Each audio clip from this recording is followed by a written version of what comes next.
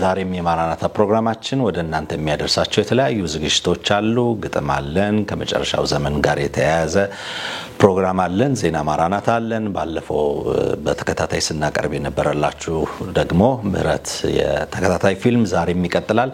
ከነዚህ ሁሉ ዝግጅቶቻችን ጋር በድጋሚ አብራችሁ እንድትቆዩ በአክብሮት እንጋብዛለን።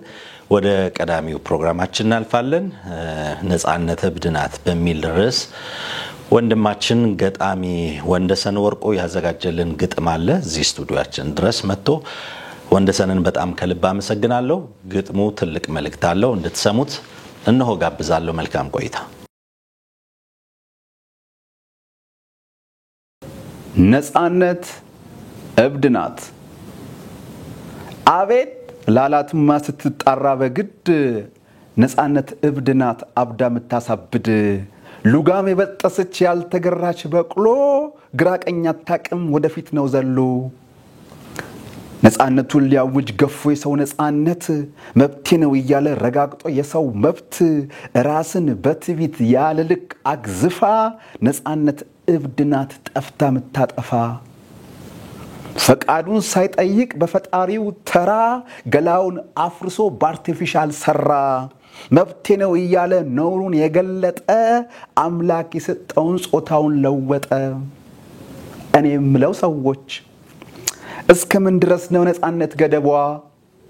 እርቃንን ልታስቀር የሰው መግለቧ? የሰው ልጅ ሲከበር ሰብአዊ መብቱ የፈጣሪስ መብቱ የታል በፍጥረቱ? የሰው ልጅ ሲከበር ሰብአዊ መብቱ የፈጣሪው መብትስ የታል በፍጥረቱ? ሰሞኑን እንግዲህ በተለያዩ የዓለማችን ክፍሎች የተለያዩ ከመጨረሻው ዘመን ጋር የተያያዙ ክስተቶች እየተከሰቱ ያለበት ወቅት ነው። ከዚህም ባሻገር ደግሞ ከጌታ ምጽአት ጋር ወይም ደግሞ ከንጥቀት ጋር በተያያዙ ደግሞ የተለያዩ ወሬዎች በተለያዩ የመገናኛ ብዙሃን እየወጡ ያለበት ጊዜ ውስጥ ነው የምንገኘው። በሳውዝ አፍሪካ የሚገኝ ጆሹዋ የሚባል ሰው ሴፕቴምበር 23 24 እና 25 የንጥቀት ጊዜ ይሆናል የሚል ነገር ተናግሮ ነበር። ከዚህ ጋር በተያያዘ ምንም ነገር ባለመከሰቱ የተነሳ ድጋሚ ወደ ጋዜጠኞች ቀርበው ጥያቄ አቅርበውለት ነበር። በቀረበለት ጥያቄም ለምንድነው ባልከው ጊዜ ውስጥ ያልተከሰተው የሚለውን ነገር ሲጠይቁት የተናገረው ነገር የሚገርም ነው። እኔ ሴፕቴምበር 23 ጀምሮ ባለው ጊዜ ነው እንጂ ያልኩት ሴፕቴምበር 23 እና 24 እንዲሁም 25 ይሆናል አላልኩም የሚል ነገር ነው የተናገረው። ከዚህ ሰው የሐሰት ትንቢት ጋር በተያያዘ ደግሞ በጣም ብዙ የአገሪቱ ህዝቦች ከዛም ባሻገር ደግሞ በተለያዩ ዓለማት የሚኖሩ ሰዎች በተራራ ላይ ወጥተው በጸሎት አብረው ሲያሳልፉ እንደነበረ የጋራ ጊዜ ወስደው ብዙዎቹ ተሰባስበው በጸሎት የጌታን ምጽአት ወይም ደግሞ ንጥቀትን ሲጠባበቁ እንደነበረ ብዙዎች ሲመሰክሩ ነበር። በዚህም የተነሳ ደግሞ በጣም ብዙዎቹ ቤት ንብረታቸውን ሸጠው በጣም እንዳዘኑ፣ ነገሩ ባለመከሰቱ በጣም እንደተጸጸቱ የሚገልጹ በተለያዩ የክርስቲያን ሚዲያዎች እንደነዚህ አይነት ዜናዎች እየተሰራጩ ይገኛሉ። እንግዲህ የእግዚአብሔር ቃል ሲናገር ቀኒቱንና ሰዓቲቱን አታውቁም እና ነቅታችሁ ግን ጠብቁ፣ ተዘጋጅታችሁ ኑሩ እንደሚል ደግሞ የእግዚአብሔር ቃል እናውቃለን። ቀኒቱንና ሰዓቲቱን በማናውቅበት የንጥቀት ጊዜ ውስጥ እንግዲህ ለምን የዚህን ያህል ቤት ንብረት እስከ መሸጥ ገንዘባቸውን ያላቸውን ነገሮች ሁሉ አሳልፎ እስከ መስጠት የደረሱበት ጊዜ እንዴት እንደሆነ ሊገባን አልቻለም። ያው ባለፈው ሳምንት ተናግሬያለሁ። የሚገርመው ግን ብዙ ጊዜ አንድ የተረዳሁት እውነት የሐሰት ትንቢት የሚናገሩ ሰዎች ወይም ደግሞ ሐሰተኛ ነቢያቶች የሚባሉ ሰዎች ብዙ ጊዜ ሐሰተኝነታቸውን አይረዱትም ወይም ደግሞ እንደተሳሳቱ አድርገው ይቅርታ የሚጠይቁበት ማንነት የላቸውም እና ከቶ አላወቅኳችሁም ብሎ እስከሚል ድረስ ጌታ ኢየሱስ ያንን ማንነት ይዘው መቀጠል የሚፈልጉ ወይም ደግሞ እንደዚህ አይነት መረዳት ያላቸው ሰዎች እንደሆኑ ነው ማስበውና በፍጹም ተጸጽተው ትክክል አይደለንም ብለው የሚናገሩ ሰዎች በተለይ በክርስትናው ዓለም ውስጥ ብዙ ሰዎችን አናይም። እንደነዚህ ያለ የተሳሳተ ትንቢት የተሳሳተ መልእክት አምጥተው እኛ ተሳስተናል ብለው አደባባይ ላይ ወጥተው የሚናገሩ ከሀገራችን ጀምሮ እስከ ሌላው ዓለም ድረስ የዚህን ያህል ማንነት ያላቸው የሚሰማቸው የሚጸጸቱ ሰዎች የሉም። ያው እንደሚመስለኝ ጌታ ኢየሱስ ክርስቶስ በስምህ አጋንንት አላወጣንም ምን ትንቢት ሳልተናገርንም ምን ባሉት ጊዜ ከቶ አላወኳችሁም ብሎ የሚለው ቃል የሚፈጸምባቸው እንደነዚህ ያሉ ሰዎች ናቸው ብዬ አምናለሁ አስባለሁ።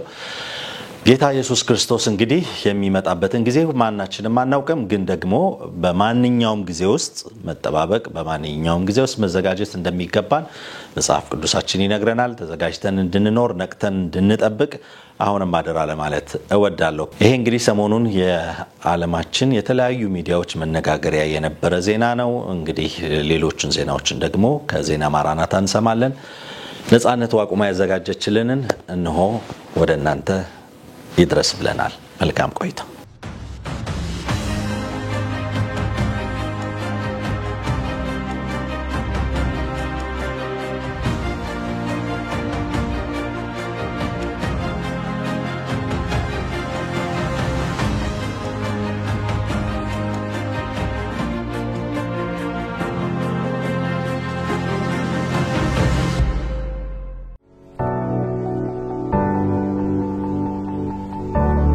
ሰላም ለእናንተ ይሁን። ከተለያዩ ሀገራዊና ዓለም አቀፍ የዜና ምንጮች ያገኘናቸውን መረጃዎች ወደ እናንተ የምናደርስበት የማራናታ የመረጃ ሰዓታችን ነው። ከዜናዎቹ ጋር ነጻነት ዋቁማ ነኝ።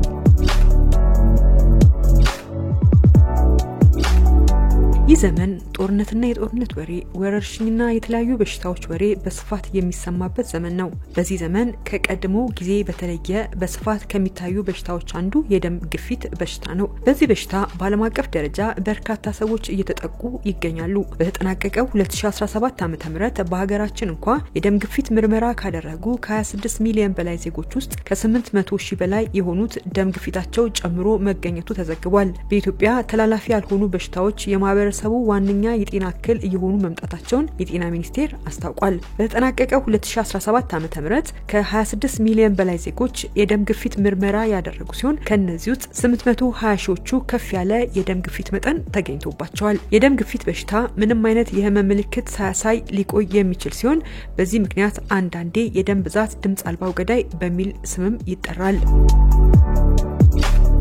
ወደ ቀጣዩ እንለፍ። በምንጃር ሸንኮራ የቤተክርስቲያን ግንባታ መሸጋገሪያ ተደርምሶ ቢያንስ የ36 ሰዎች ህይወት ማለፉ ተሰምቷል። በአማራ ክልል በሰሜን ሸዋ ምንጃር ሸንኮራ ወረዳ አረርቲ ማርያም ቤተክርስቲያን ለግንባታ የተረበረበ እንጨት ተደርምሶ ቢያንስ 36 ሰዎች መሞታቸው ተነግሯል። የማርያም ዓመታዊ በዓል ለማክበር በስፍራው የተገኘው ምዕመን የተሰራ ያለውን ቤተክርስቲያን እየጎበኘ ባለበት ሰዓት የተረበረበው እንጨት በመደርመሱ በሰው ላይ የሞትና የአካል ጉዳት አድርሷል። አደጋው የደረሰው መስከረም 21 2018 ዓ.ም ማለዳ ከጧቱ 1:45 ላይ እንደሆነና በአደጋው 36 ሰዎች እስካሁን ድረስ ህይወታቸው ማለፉ ሲረጋገጥ ከ200 በላይ ሰዎች ደግሞ ጉዳት እንደደረሰባቸው የወረዳው ፖሊስ ጽፈት ቤት ኃላፊ ለቢቢሲ ተናግረዋል። ወደ ቀጣዩ እንለፍ። በማዕከላዊ ፊሊፒንስ በደረሰ ኃይለኛ የመሬት መንቀጥቀጥ ቢያንስ የ69 ሰዎች ህይወት ማለፉ ተሰምቷል። በማዕከላዊ ፊሊፒንስ ደሴት ሴቡ ግዛት በደረሰው ኃይለኛ የመሬት መንቀጥቀጥ የ69 ሰዎች ህይወት ሲያልፍ 150 የሚጠጉ ሰዎች ደግሞ ቆስለዋል ተብሏል። በአደጋው ህንጻዎች ወድመዋል፣ ሰዎች ወደ ጎዳና እንዲወጡና በአንዳንድ አካባቢዎች የኤሌክትሪክ ኃይል እንዲቋረጥም አድርጓል። የዩናይትድ ስቴትስ ጂኦሎጂካል ሰርቬይ እንዳስታወቀው የመሬት መንቀጥቀጡ የተከሰተው ማክሰኞ ከሰዓት በኋላ በሴቡ ደሴት ሰሜናዊ ጫፍ አቅራቢያ በምትገኝ ቦጎ በተሰኘች ከተማ ውስጥ ነው። 90 ሺህ የሚጠጉ ነዋሪዎች ባሉባት ከተማ ከመጀመሪያው መንቀጥቀጥ በኋላ በአካባቢው 4 የመሬት መንቀጥቀጦች ወይም ከዚያ በላይም ተመዝግቧል ተብሏል። የፊሊፒንስ ብሔራዊ የአደጋ ስጋት ቅነሳና አስተዳደር ምክር ቤት ሮብለት እንዳስታወቀው በአደጋው 69 ሰዎች መሞታቸውንና 147 ሰዎች የአካል ጉዳት እንደደረሰባቸው ገልጿል። የመሬት መንቀጥቀጡ የኤሌክትሪክ መቆራረጥን ያስከተለ ሲሆን ከ100 ዓመት በላይ እድሜ ያስቆጠረ ቤተክርስቲያንን ጨምሮ በርካታ ህንጻዎችም በአደጋው ፈራርሰዋል ተብሏል። በኢንዶኔዥያ በትምህርት ቤት ላይ በደረሰ የመደርመስ አደጋ ከ90 በላይ ሰዎች በፍርስራሽ ውስጥ እንደተቀበሩም ባለፈው ሳምንት ተነግሮ ነበር። በኢንዶኔዥያ የትምህርት ቤት መደርመስን ተከትሎ ቢያንስ 90 ሰዎች በግንባታ ፍርስራሾች ውስጥ እንደገቡ የመንግስት ባለስልጣናት ገልጸዋል። የኢንዶኔዥያ ብሔራዊ የአደጋ አስተዳደር ኤጀንሲ አስቀድሞ ከ38 ያላነሱ ሰዎች በፍርስራሽ ውስጥ ተቀብረዋል ቢልም የተጎጂዎቹ ቁጥር ከዛም በላይ ይጨምራል ተብሏል። ዓለም ሰላም እየራቃት መረጋጋት እየተሳናት በየስፍራው አመጽና የሽብር ዜና በስፋት ይሰማል። በህንድ ሀገር አቀፍ አመጽ መቀስቀሱን ተከትሎ የሰዓት እላፊ ገደብ መጣሉም ተሰምቷል። በሂማሊያ ክልል በተጀመረው አመጽ በፖሊስና በተቃዋሚዎች መካከል ከፍተኛ ብጥብጥ መከሰቱ ተገልጿል። በዚህ አመጽ የሰዎች ህይወት ሲያልፍ በርካቶች ቆስሏልም ተብሏል። በከተማዋ የሚገኘው የባራቲያ ጃናታ ፓርቲ ዋና ቢሮ በአመጽኞች ተቃጥሏል የተባለው የአመጹ መንስኤ የላዳክ ግዛት ነዋሪዎች በፌደራል ተገቢውን ውክልና አላገኘንም በሚል እንደተጀመረም ተገልጿል። በአፍሪካዊቷ ሀገር ሞሮኮም በተቀሰቀሰ ህዝባዊ ተቃውሞ 2 ሰዎች ሲገደሉ ከ300 የሚበልጡም ጉዳት እንደደረሰባቸው ተሰምቷል። በአመጹ ከ400 በላይ ሰዎች በፖሊስ ሲያዙ 300 የሚበልጡት ደግሞ ጉዳት ደርሶባቸዋል ተብሏል። ሞሮኮ በቅርቡ በኔፓልና በማዳጋስካር እንደታየው ጄኔሬሽን ዜድ ወይም አዲስ ትውልድ በተባለ ንቅናቄ በህዝባዊ አመጽ እየታመሰች ትገኛለች። ሰልፈኞቹ የህዝብ ጤና አገልግሎትና የትምህርት ዘርፍ እንዲሻሻል ጠይቀዋል ተብሏል። የሞሮኮ የሀገር ውስጥ ሚኒስቴር ቃል አቀባይ ራቺድ አልካላፊ አመጹ በተለያዩ የሀገሪቱ ከተሞች መስፋፋቱን ገልጸዋል። ተቃዋሚዎች ስለታም ነገሮችንና ድንጋይ በመጠቀም ከፖሊስ ጋር መጋጨታቸውንም ተናግረዋል።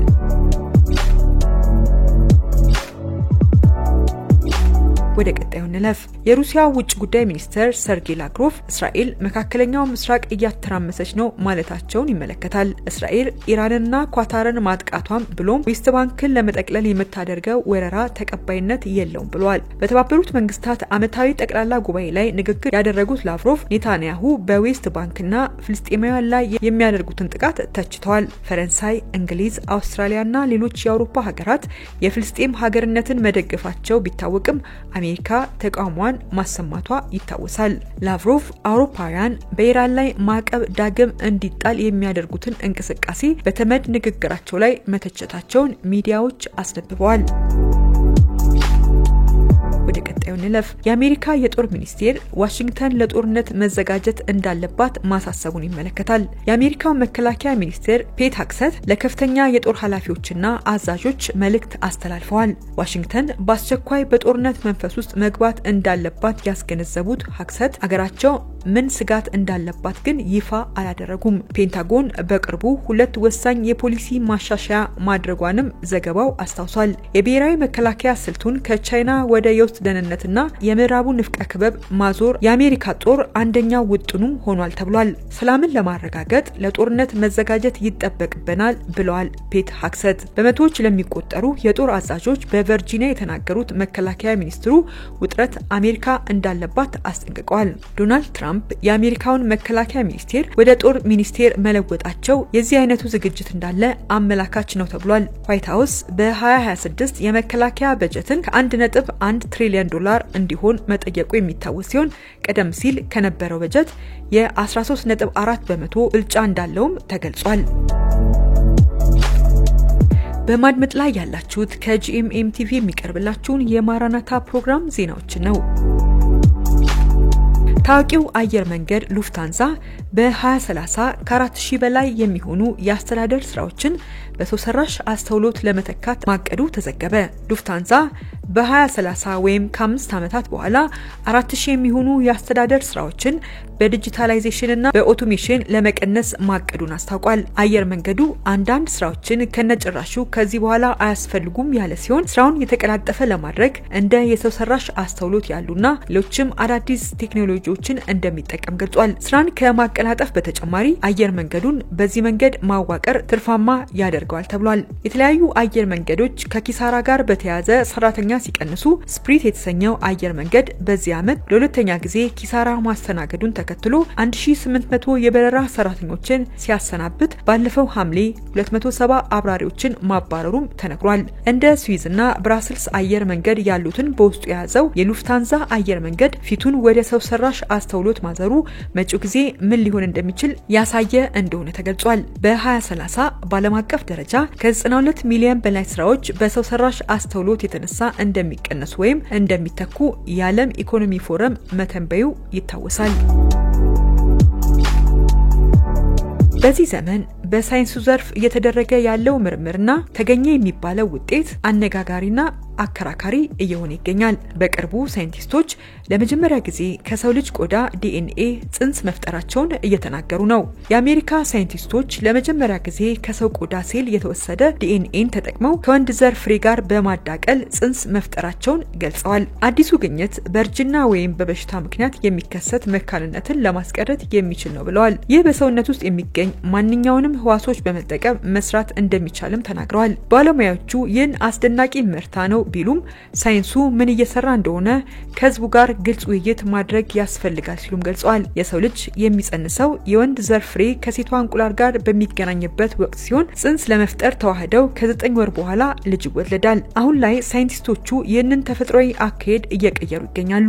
አዲሱ ሙከራ የሚጀምረው በሰው ቆዳ ላይ ነውም ብለዋል። የኦሬጎን ጤናና ሳይንስ ዩኒቨርሲቲ የምርምር ቡድን አባላት ሰውነትን ለመገንባት የሚያስፈልጉትን የጄኔቲክ ኮድ ቅጂ የያዘውን ኒውክለስን ከቆዳ ህዋስ ውስጥ በመውሰድ የጄኔቲክ መመሪያውን በተወገደ የለጋሽ እንቁላል ውስጥ እንዲቀመጥ በማድረግ ጽንስ መፍጠር ችለናል ብለዋል። እንደ ዩሮፒያን አቆጣጠር በ1996 በዓለም ላይ ለመጀመሪያ ጊዜ ዶሊ የተሰኘውን በግ ለመፍጠር ጥቅም ላይ የዋለውን ክሎኒንግ የተሰኘውን ቴክኒክ ተግባራዊ በማድረግ የሚከናወን ነው የተባለ ሲሆን ይህ አካሄድ ከፍተኛ ክርክር የሚያስነሳ ነው ተብሏል።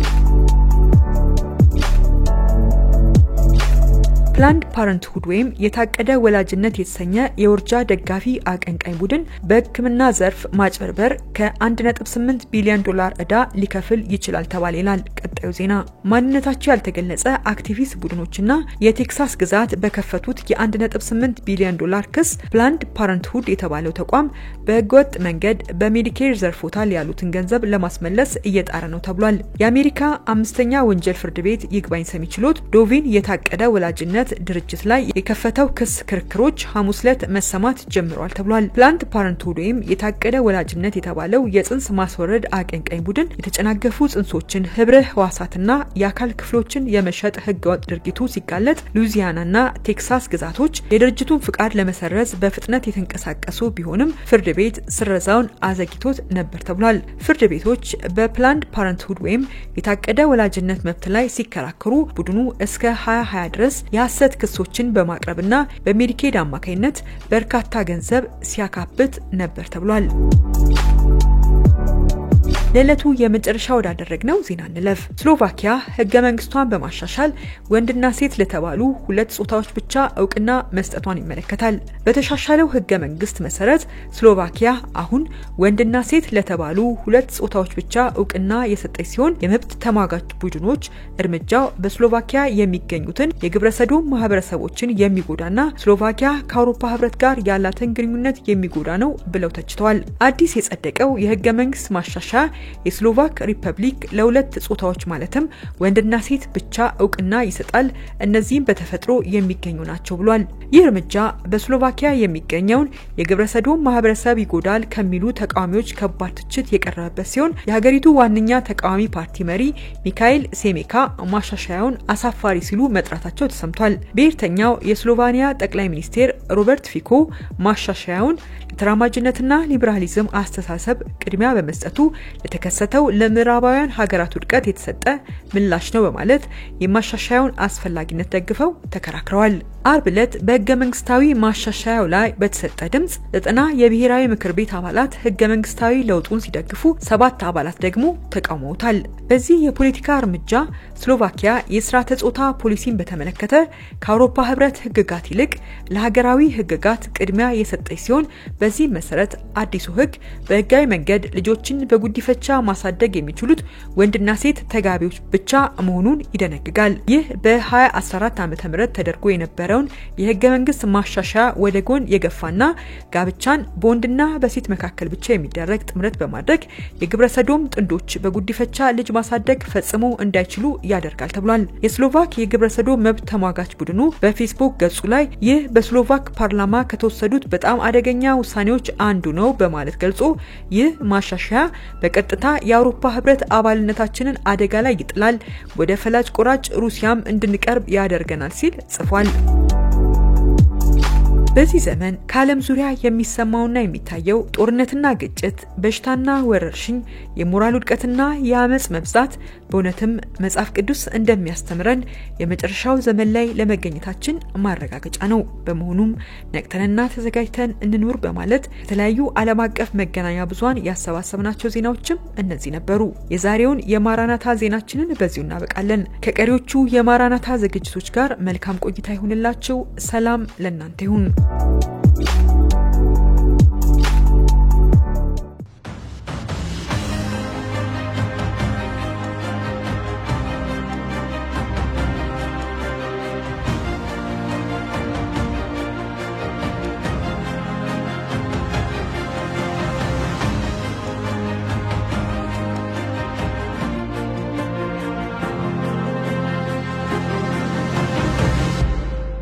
የምትከታተሉት የማራናታ ፕሮግራማችንን ነው። የተወደዳችሁ ፕሮግራማችን አሁንም ይቀጥላል። በድጋሚ ደግሞ መልካም ጊዜ እንዲሆንላችሁ እንመኛለን።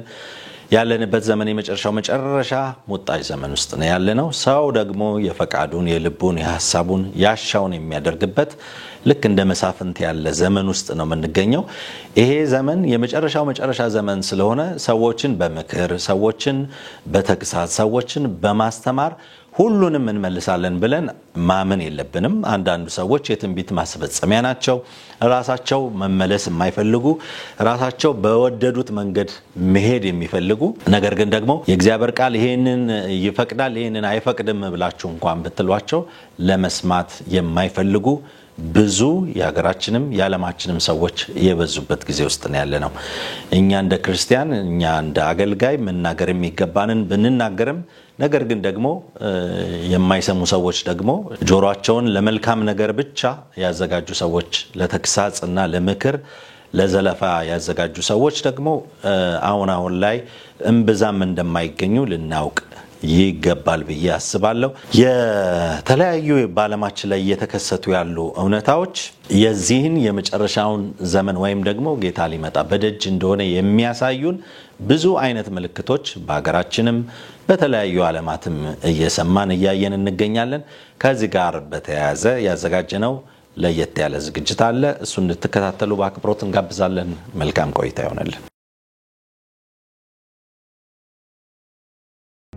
በመጽሐፍ ቅዱሳችን ስለ መጨረሻው ዘመን ምልክቶችና ስለ ክርስቶስ ዳግም ምጽአት ከብሉይ ኪዳን እስከ አዲስ ኪዳን ተጽፎልን ይገኛል። ይህም ደግሞ ያለንበት ዘመን የመጨረሻው መጨረሻ የዘመን ሙጣጭ ላይ ስለመገኘታችን ዓለም በብዙ መልኩ እየመሰከረችልን ትገኛለች። በማቴዎስ ወንጌል ምዕራፍ 24 ላይ ኢየሱስ በዘመኑ መጨረሻ ስለሚፈጸሙ ክንውኖች ቅደም ተከተል ከሰጠን በኋላ ይህንን ሁሉ ስታዩ የሰው ልጅ መምጫ በደጅ እንደሆነ አስተውሉ ብሎናል። በማቴዎስ ወንጌል ምዕራፍ 24 ቁጥር 33 መጨረሻው እንደቀረበ ለመረዳት እንድንችል ኢየሱስ ክርስቶስ በተለያዩ የመጽሐፍ ቅዱስ ክፍሎችም ጊዜው እንደደረሰ ይነግረናል። ከዚህም ባሻገር በብሉይ ኪዳን መጽሐፍ ውስጥ ደግሞ ከተጻፉት መካከል አንዱ የእውቀት መብዛት አንዱ የመጨረሻው ዘመን ምልክት እንደሆነም በመጽሐፍ ቅዱሳችን ተጽፎ እናያለን። የዳንኤል መጽሐፍ ስለ ፍጻሜው ዘመን ብዙ ትንቢቶችን ይዟል። መልአኩ ሚካኤል የፍጻሜውን ዘመን ክስተቶች ቅደም ተከተልን ለዳንኤል ከነገረው በኋላ ዳንኤል ሆይ አንተ ግን እስከ ፍጻሜው ዘመን ድረስ ቃሉን ዝጋ፣ መጽሐፉን ማተም፣ ብዙዎች ይመራመራሉ ዕውቀትም ይበዛል ሲል በዳንኤል ምዕራፍ 12 ቁጥር 4 ላይ ተጽፎ እናገኛለን። ይህ አባባል የመጨረሻው ዘመን ሲደርስ ምርምርና የዕውቀት መብዛት እንደሚኖር አስቀድሞ ተናግሯል።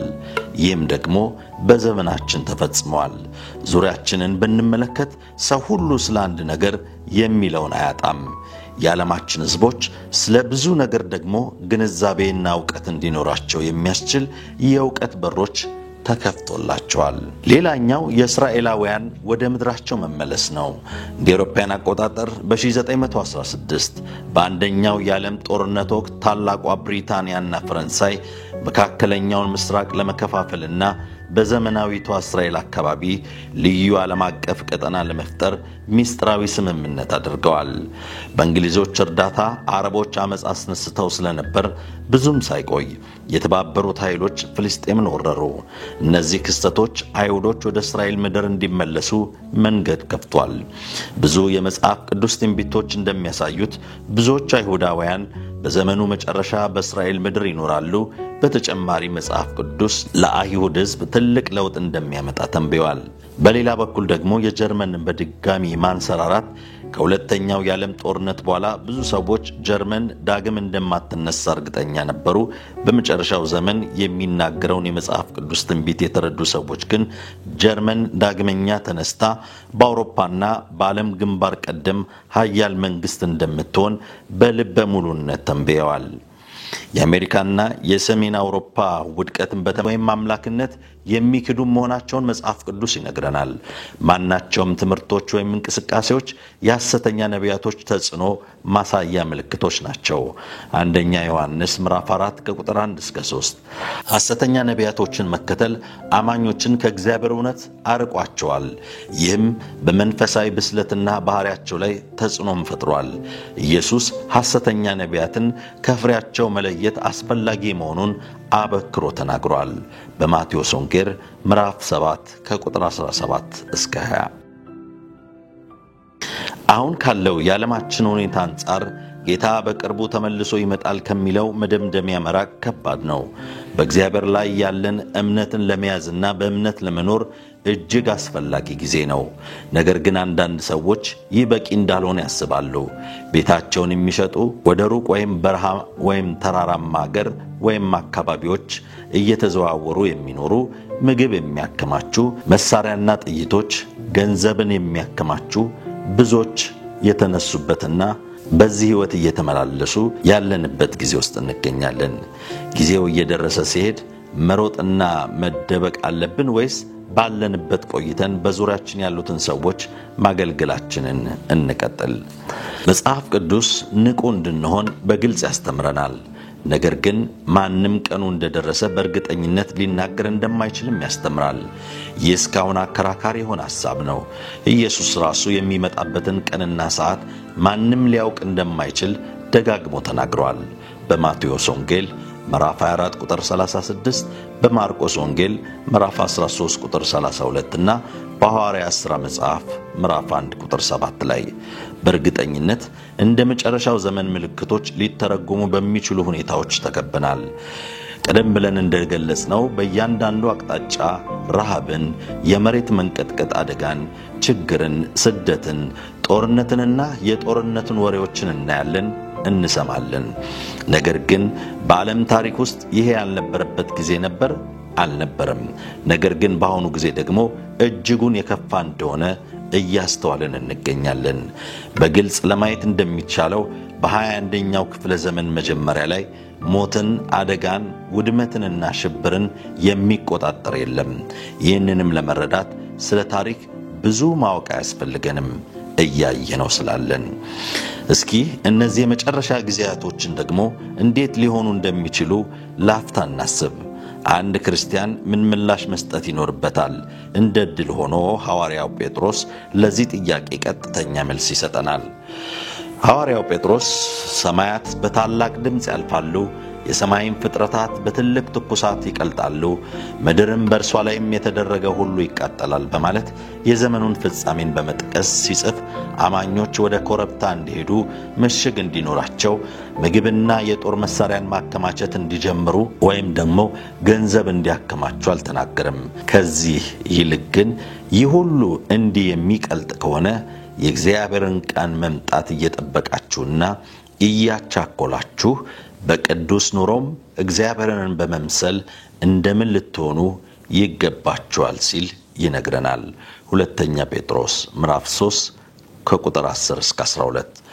ሐዋርያው ጴጥሮስ እንደሚለው በፍጻሜው ዘመን ክርስቲያኖች አንድ ነገር እንዲያደርጉ ተጠርተዋል።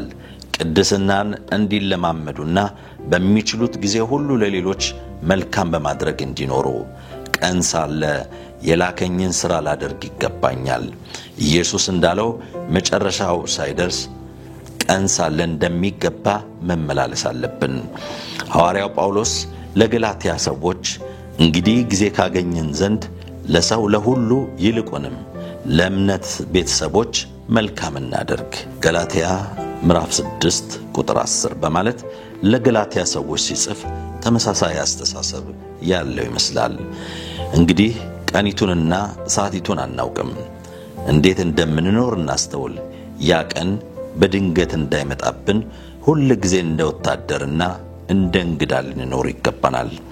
እንግዳ በሄደበት ቤተኝነት አይሰማውም።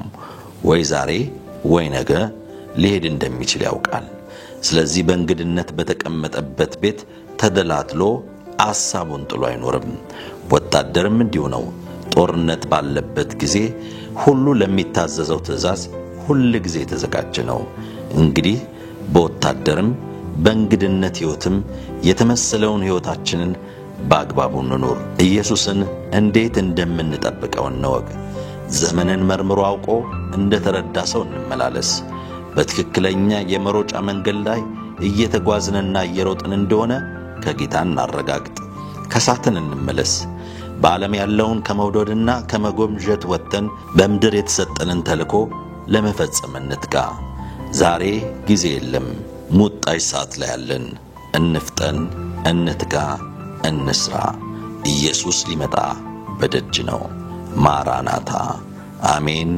ጌታ ኢየሱስ ሆይ ቶሎና። የተወደዳችሁ ተመልካቾቻችን እንግዲህ የጄኤምኤም ቲቪ ላለፉት 10 ዓመታት የተለያዩ መንፈሳዊና ማህበራዊ አገልግሎቶችን ወደ እናንተ ሲያደርስ የቆየ ጣቢያ ነው። አሁንም ደግሞ በእንዲህ አይነት መልኩ የተለያዩ ፕሮግራሞችን እየሰራ ይቀጥላል። በዚህ ሚዲያ ተቋም ውስጥ ያሉትን አገልግሎቶች ለማስፋት እንዲሁም ደግሞ የተለያዩ ማቴሪያሎችን በማሟላት ከዚህ የተሻለ ስራ ለመስራት እያሰብን እየተዘጋጀን ያለንበት ወቅት ነውና በዚህ ረገድ ከጎናችን እንድትቆሙ በጸሎት ከጎናችን እንድትቆሙ ያላችሁ ደግሞ በገንዘባችሁ ከኛ ጋር በመቆም የእግዚአብሔርን ስራ አብረን እንድንሰራ ይሄንን ላበረታታችሁ ወዳለው ካላችሁ ነገር ውስጥ እየተቆረሳችሁ ብዙ የወንጌል ስራ ለመስራት የቀጥታ ስርጭትም ጭምር ለመጀመር አንዳንድ ያቀድናቸው እቅዶች አሉ። ለዛ ደግሞ የገንዘብ ድጋፍ ያስፈልገናል፣ የማቴሪያል ድጋፍ ያስፈልገናል። ስለዚህ በዚህ ረገድ ከጎናችን መቆም የምትፈልጉ በስክሪኑ ላይ በተቀመጠው አካውንት ገዛ ድጋፍ ማድረግ የምትችሉ መሆኑን ላበረታታችሁ ፈልጋለሁ። ጌታ ኢየሱስ ክርስቶስ ዘመናችሁን ይባርክ፣ አገልግሎታችሁን ይባርክ፣ የእጆቻችሁን ስራ ይባርክ። ከጎናችን እየቆማችሁ ያላችሁትንም ሁሉ እግዚአብሔር አምላክ አብስቶ ይባርካችሁ ለማለት እወዳለሁ። ደግሞም በቀጣይም ከጎናችን እንድትሆኑ አበረታታችኋለሁ። ጤና ይስጥልኝ። እንደምን ከረማችሁ? የእስራኤል አምላክ እግዚአብሔር ይባርካችሁ።